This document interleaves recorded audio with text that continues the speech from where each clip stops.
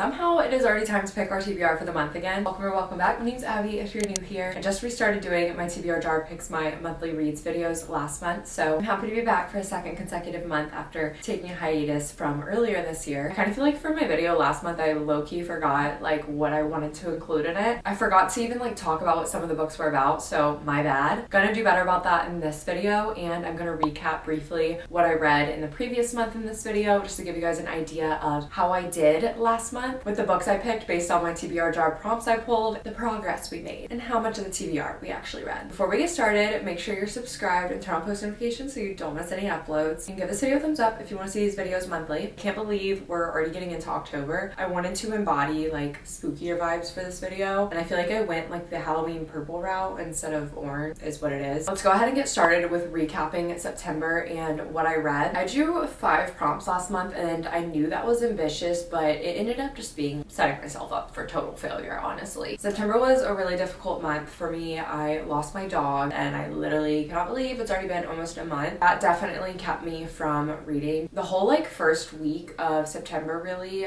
revolved around her. Like I was just 110% focused on her. I was able to do a little bit of reading here and there. I was really just trying to be present, and while I did get some reading done, I really didn't get near as much done during like the week after and the week before she passed as usual. So really the first 2 weeks of the month I was barely reading. Out of the 5 books that I had on my TBR for the month of September, first we had Ripe by Sarah Rose Etter. I didn't get around to reading it. I was supposed to start the longest series on my TBR with Finding 13. Didn't get around to that. Then I was gonna read The Girls Who Grew Big by Layla Motley, and I think something ended up happening to my Libby hold, so even though I was going to pick that up and read it, I ended up not being able to. Fourth Wing was another book on my TBR. I did start it, however I'm not done. I think I'm about 20% of the way in if I remember correctly, so I've still got a ways to go. I haven't really read it over the last like week and a half because I've been focusing on my book club book that I need to read. And lastly, I had Babel by R.F. Kong on my TBR, and I did not get around to it either. Overall, we started 1 of the 5 books. However, I did finish 2 books in September. I was really expecting to finish like 3 or 4, honestly, so it just ended up not being too reading intensive of a month for me, and that's totally okay. The prompts are supposed to just help give me some variety. It's not necessarily this thing that I expect to complete 100% every month, but I want it to give me a little bit of variety and options when it comes to picking books for my TBR, but also helping me to clean up my TBR, get some of the books off that have been on it for forever, get myself to read some of the physical books I have, and that kind of thing. If you watched last month's video, you know that I was dying to read Atmosphere by Taylor Jenkins Reid, and I did read it. I read this over the span of about 2 weeks, but honestly I could have binged it in a whole weekend. I kind of intentionally dragged it out because 1, I was really enjoying it, and 2, I just wanted to make sure I was like present when I was reading it because I was trying to read it a lot when it was like my dog's final days, and I was having a really hard time like just being present with the book. So I was like, you know what, I'm just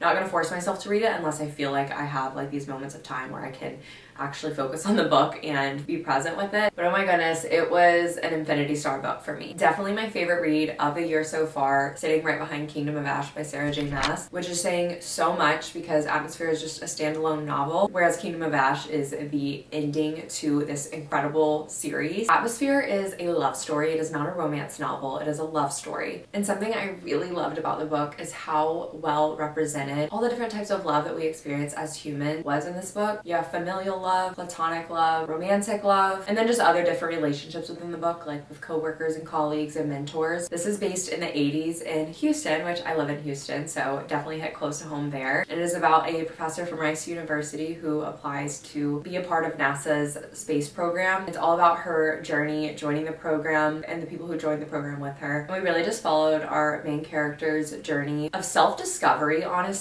and self-acceptance. The confidence that I could truly feel from our main character that was built from when we first were introduced to her to the end of the book was so incredible. Taylor Jenkins Reid has this incredible ability to just pluck you out of your reality and immerse you as a reader into the storyline. You really feel like you're present. Taylor Jenkins Reid is like probably my favorite author besides like Sarah J Maas. The dynamic between the characters was so enthralling. There were moments of a lot of tension, moments of a lot of passion and drama, and it truly just oozed from the pages. Left me reflecting on just how women in the past past weren't afforded so many of the same opportunities that we as women thankfully have today, but at the same time, it was a reminder of the things that we as women still struggle with this many years later. I really love how Taylor Jenkins Reid, though, just explored the many different things that make us unique individuals and just peel back all the layers to reveal the one thing we all have in common at the end of the day, which is our physiological need to feel understood and loved and seen. And I really feel like it was just a really great representation of the things we do for the people we love, how different types of love impact our experience as humans on Earth. And I think that it really hit extra close to home to me, as I had started this book when I found out my dog had cancer, and then I ended up finishing it after I had lost her. It was really just the book that was like there for me through that time, so it means extra to me because of that and because of some of the themes it explored. Overall, though, an absolutely stellar read. And then I read The Frozen River by Ariel Lawton, and this was the book club pick for the book club I'm in. And honestly, I don't even feel like I can fairly rate this book, because here's what happened. It's the same thing that always happens, that I always try to avoid, but it always ends up happening. I had started the book 2 weeks before book club, but then I was just reading a little bit every night before bed, and I'm a sleepy girl at the end of the day, so I would end up falling asleep while I was reading it after only finishing probably 5 or 10 pages. So I was making like little to no progress for a week, but I felt like I was making progress because I was reading it every day. And then we get to 3 days before book club, and I'm like, oh my god, I'm only at 20%, and I still have so many pages left because I didn't realize how long of a book I was reading. It's 450 pages, I think, if I remember correctly. This follows an 18th century midwife and a legal system that is just utterly archaic, because it literally was. And Martha, our main character and midwife in this book, keeps a record of her life and her everyday experiences, all the births she delivers. But somebody dies in the beginning and the body is found, and she is also responsible for investigating this murder, and she's really just trying to uncover what happened. And the reason I feel like I can't rate it is because I read the first 50%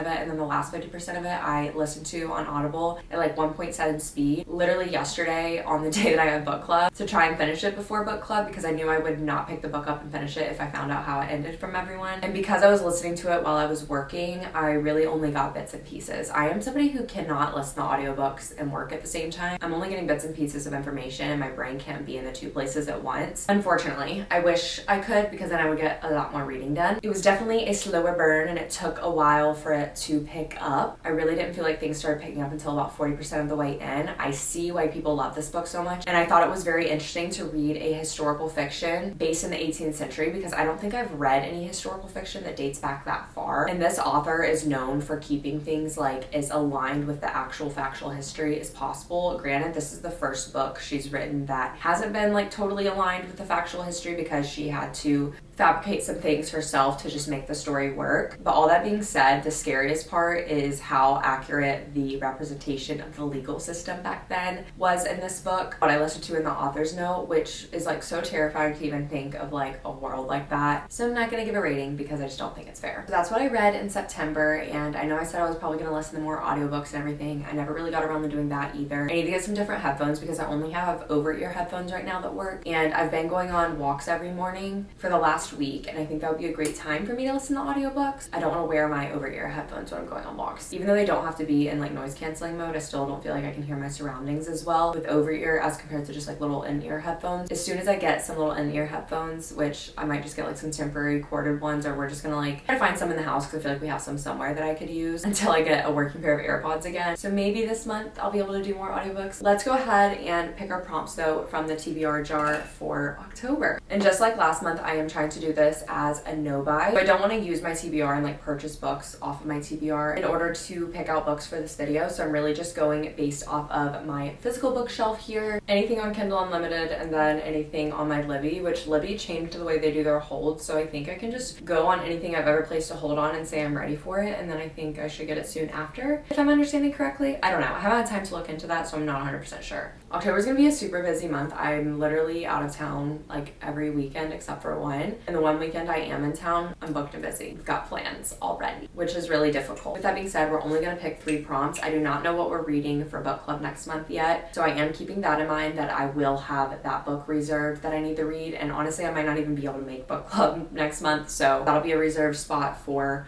one of the books I'm reading, as well as finishing Fourth Wing, since I'm currently reading that. So prompt number 1 of the 3 we're gonna draw today. I'm so nervous I'm gonna draw one of the ones that I drew last time and ended up putting back in. So let's see what this one is. A book you have owned for at least a year but have not read. So since we're looking to my shelf, I am looking at my top shelf here because here I just have my Throne of Glass series. So when I'm looking up at my shelf up here, I could do The Love Hypothesis by Ali Hazelwood, but I don't think I want to read that because that's just like a romance summary book. But I am looking at The Book of Doors by Gareth Brown. I think this would be a really fun read for October. And I'm supposed to host book club in November, and I'm really torn between picking Atmosphere, even though I already read it. I typically like to pick books that we're like all gonna be reading at the same time together, even though it'll only have been 2 months since I read it, or picking this book. I considered picking this book last year, and I was kind of upset I didn't. So let me know in the comments if you think I should do Book of Doors or if I should have everyone read Atmosphere for book club in November. I feel like this one's more seasonal for it, but I think Atmosphere is just a book that like everyone should read. I just loved it so much, obviously, and also it's based in Houston, so I think that just makes it more fun for book club in that regard. But I have such a beautiful copy of The Book of Doors. The outside isn't like anything special, but I love the inside. And then we have the deckled edges of the pages, which I love. You see how many pages this is? It's like 400 pages, so that's a good bit. But I think that this is a good pick because everything else on my shelf is like very seasonal, like it's a romance or a very wintry book, or I just haven't had the book for a year yet. If you haven't heard anything about The Book of Doors, it's a contemporary fantasy that blends romance and magic, and I feel like it's going to be kind of similar to the way Divine Rivals by Rebecca Ross felt, and I absolutely loved that duology. This follows Cassie though. She works in a New York City bookstore. I always love a good bookish book. One of her frequent customers though dies sitting at a table one day, and she's devastated because she has nothing to remember him by, except for the book that he was reading that he left for Cassie to discover. It's not just any book though, it is The Book of Doors, and this book promises her that any door is every door, and she just has to know how to open it and figure out what that means. She ends up finding out from another librarian. This book has so much power, and it is one of the most coveted books in the world by those who collect them. So she's being hunted because people know that she has this book. It sounds so good and just like a really good cozy read. Honestly, it sounds a little bit more wintry to me, like a fall to winter transitional book, but I think it'll be perfect. And I've been wanting to read it for a while, so it's good that I'm finally getting to pick it up. I have no idea where my little prompt went. I don't know if I stuck it back in here or not, but I can't find it. Prompt number 2. See, I drew this last month. Read a sequel. The only thing that would work with this would be whatever comes after Fourth Wing. Is it Iron Flame, Onyx Storm, one of those? But I'm not done with Fourth Wing yet. And I don't think I'm gonna finish Fourth Wing and start and finish that. So I don't think I'm gonna count this just because I'm not even done with Fourth Wing yet. So it doesn't really work. Redrawing prompt number 2.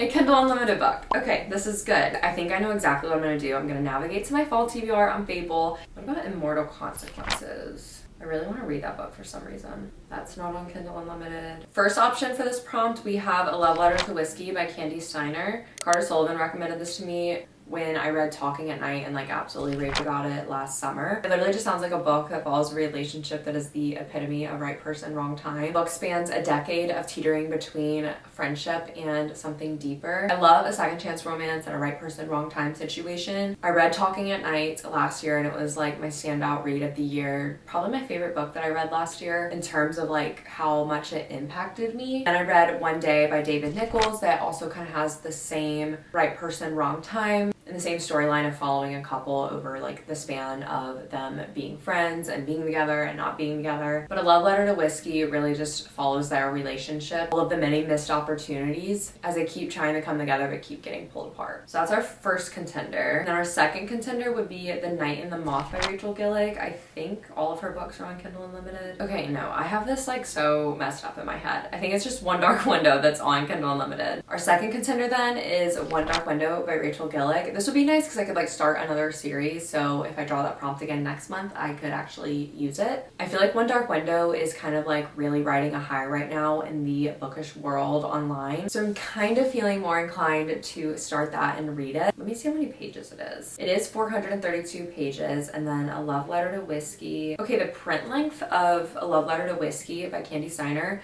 is 606 pages. So I don't know if I'm going to put that on my TBR for October just because I'm going to be so busy. One Dark Window by Rachel Gillig is a gothic fantasy. Elspeth, our main character, lives in a very eerie kingdom and she needs a monster to keep her safe, and the monster she has is called the Nightmare, and it's an ancient spirit that lives in her head, but it keeps her secrets and protects her. But then she meets a mysterious highwayman on the road, and then everything changes and starts taking a turn. She ends up becoming a part of this dangerous quest to rid the kingdom of dark magic. But this highwayman is the king's own nephew, so things are a little messy there. Together, they have a very short amount of time and they have to gather these 12 cards, which are the keys to cure the kingdom of the dark magic. It sounds really good though. It kind of reminds me of the Throne of Glass series in terms of just like the dark magic vibe. Kind of like scratch an itch that I'm missing from finishing the Throne of Glass series since I read it for so long. I think I'm gonna go with One Dark Window just because I kind of have had FOMO from not knowing what it's about and everyone else reading it right now and recently. And I feel like now's a really good time to read it. And I feel like it's one of those books, if I don't read it while it's being hyped up right now, it'll just be something I perpetually put off next fall and the fall after. So I think we should take advantage of it. Let's draw our final prompts for October.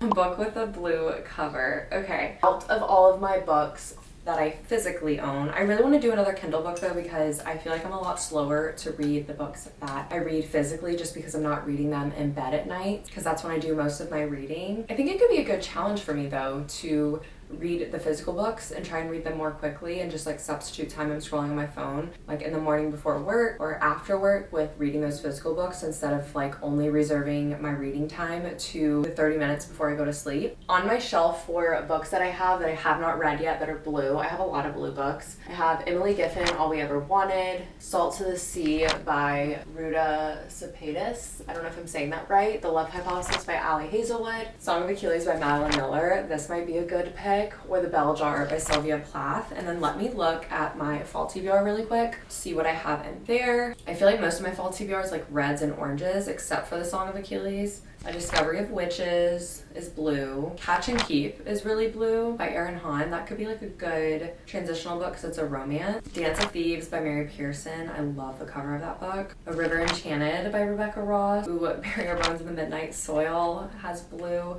I don't really think it's a blue cover though. It looks like a black cover with blue accents. So I'm trying to be very specific here. And then Heartless Hunter by Kristen Cicerelli. Oh, I've wanted to read that for so long. I feel like I should probably read that. Let me see if it's on my Libby. I don't know if I should do The Song of Achilles or Heartless Hunter by Kristen Cicerelli. I feel like I wanted to read both of these for a long time, but I feel like Heartless Hunter is one that I've like been chasing and just never really catching in terms of like trying to read it. I think I'm gonna do that because I've just like really wanted to read it for a long time. I still really want to read The Song of Achilles, but I feel like Heartless Hunter would be a little bit less of an intensive book to read. I know this is gonna have like a lot of characters with like the Greek mythology aspect, and I feel like Fourth Wing already have like so much going on with learning that whole new world and all the characters in it. So I kind of feel like Heartless Hunter would be a good pick here, or Catch and Keep by Erin Hahn. I don't really think I want to read a romance right now though, just because I did read a good bit of romance recently and just like was not feeling it. So with that, I think we are going to just go ahead and do Heartless Hunter by Kristen Cicerelli. Heartless Hunter is an enemies to lovers romantasy, and romantasy is a genre I just like really want to dive more into because I feel like I either read like